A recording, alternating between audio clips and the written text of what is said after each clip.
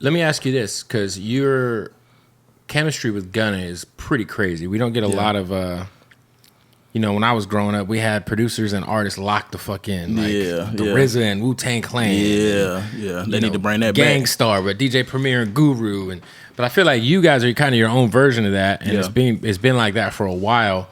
How did you initially meet Gunna? We from the same neighborhood. Okay, so you've known him for a very long time. Yeah. Was he, because I always say, like, between him and Baby, over the last, like, 6 or 7 years, just the, like, improvement at just bars and, like, actual rapping is, like, I'll venture to say we have never really seen somebody, like, jump so far ahead at just the skill of rapping in a short amount of time. Yeah. Did you always kind of see that in him? I think in the beginning it was just like any producer. You just want somebody to rap on your shit.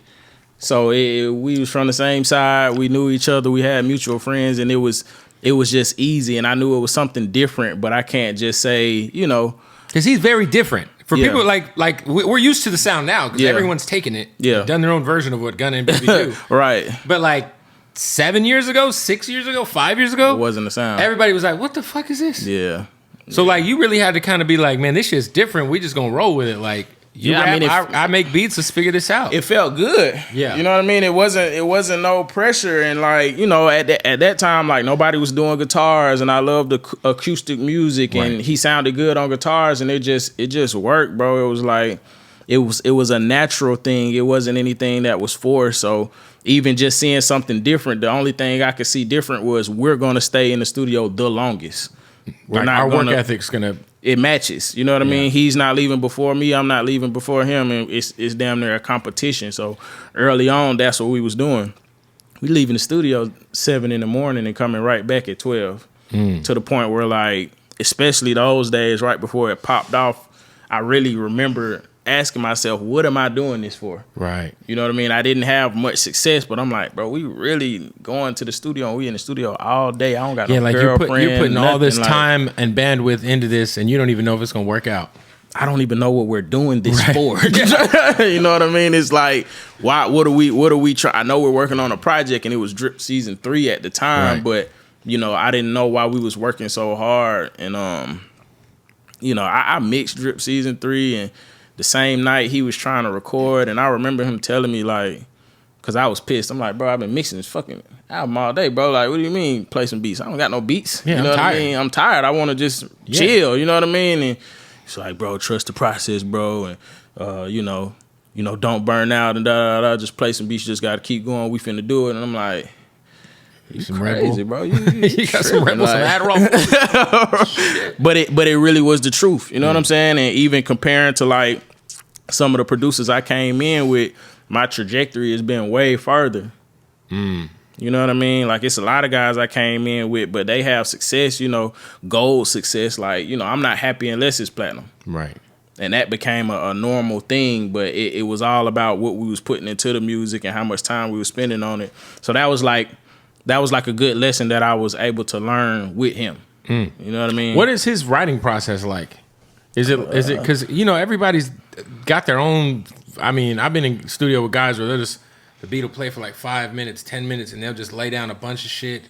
They're like, I like this part, and then they'll put it together. Yeah, kinda. I mean, he got his own recording process, but it's not like a pen and pad type of thing. Right. It's like a play a beat. If it feel good, pull it up. You're gonna do it, and we're gonna do something else. You know what I mean? It's not really a this or that, and it's different every time. Have you had any, because I saw an interview you did not too long ago, because I thought it was dope how everything happened the way it happened, and you stood by your guy. Yeah. And now you guys have a #1 album. Yeah. A lot of people saying album of the year last year. Yeah. Snubbed for the Grammy, by the way. Snubbed. Yeah, for sure. Insane. Yeah. Snubbed. It happens. It's wild. It's wild. It happens. But for you, to kind of like be that loyal and still be like, yo, we're locked in, because you were talking to him every day when he was locked up. I saw. Were other relationships for you in the music industry affected by that? I don't know yet. Right. You know what I mean? It's not weird when I'm out and when I'm doing stuff, but I mean, I don't know yet. I always been like a person that just stay in the studio and keep to myself. So I was never chummy with people to the point to where I would notice like, oh, this guy's acting different or this guy's acting different. You're not the guy who's like up in the mix, fucking. You're about work. Yeah, you know what I mean? I'm not going to your house party and shit every day and, you know, whatever people do. I enjoy being in the studio and just like working and learning new stuff. So I wouldn't say that. It's definitely, you know, something to think about when I'm moving around, but most of the time I forget, right? You know, because it's nothing makes sense these days. Yeah, for sure. I always tell people just like we don't even know what the fuck's really going on. Right. I don't think nobody knows what's going on. So it's like you got to be a leader at Get this off point. the shade room, man. You know what I mean? For you, I always wonder, I know you didn't make this beat, but I know you were very heavily a part of the process of this album. The Fuck You Mean beat was insane. Yeah. Were you like when you first just heard that beat is so crazy, and that sample in that beat that had to be, because I can only imagine like as a producer you probably hear a beat every once in a while, you're like, fuck, I wish I made that one. Yeah, for sure. That had to be one of those. But he was kind of like hesitant about the song. Really? Oh yeah, that super hesitant. Hard. Like, and I was like, bro, this is hard. Like, you need to put this on it. He like, you think so? I'm like, yeah, because we was locked in. And I had to go back to Atlanta for like a week, 2 weeks or something like that, and came back and he had it done. And he was playing me just like all the new stuff. And he played that, but he was damn near finna skip over it. And I'm like, what's this? He played it and I'm like, yeah, this is hard. And he's like, you think so? I'm like, bro, you need to put this, in comparison to everything else, you need to put this out. He's like, all right. Was crazy. You know? Yeah, Dunk Rock, that's my man. Dunk been working for a long time. No, for sure. He was sitting outside the studio in like 2019 with a big ass sign. I remember that went viral. Yeah. That's the guy?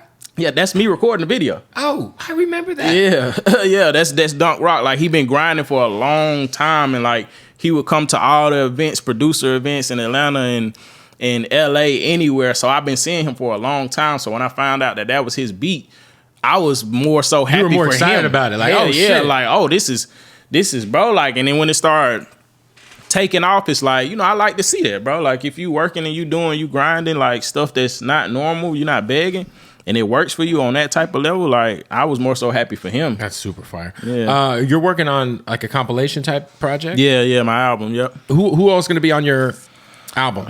Nobody I want to just confirm right now. You know how that shit go, you know. But it's definitely exciting. It's definitely something that you never heard of, and it's gonna put a poll inside the world of what my music sound like. Okay. You know what I mean? Flagpole. A flagpole, okay. Yeah. I was thinking of a stripper pole at first. Nah. You was like, like, everything all right. We gotta leave here and go to the strip club.